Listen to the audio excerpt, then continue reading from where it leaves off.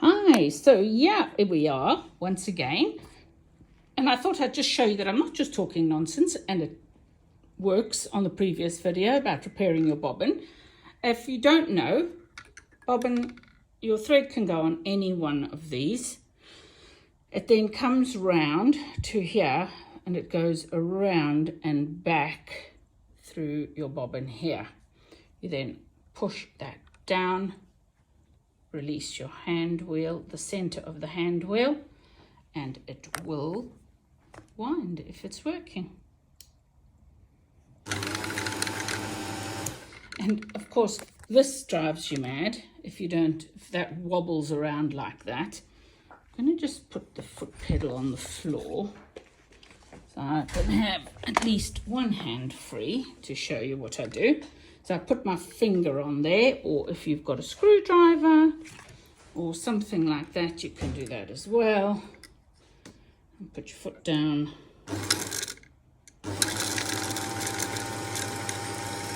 And it'll wind.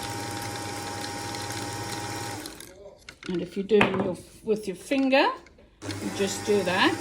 Don't press hard, otherwise it will change the tension. And there it is, winding the bobbin. And the proof is, will it pop back up? Hey, look at that. It works.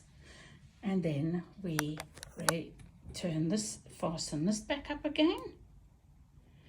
And snip our threads. Scissors would be good. Snip our thread. And then you get your hubby to come and hold the camera for you while you put the bobbin in the bobbin case. Thank you, hubby. If you're doing it this way, must be a P shape. Goes in the machine like that. It goes in like that. So let's do that again. P shape. Bobbin facing the machine the way it goes in. Then you engage the two together. Thread goes through the groove there, under that spring, that's a spring, and there. That's the general way to do that. Now, some people will do it differently. That's how I teach my students, but a lot of the books will say to you, this is how you do it.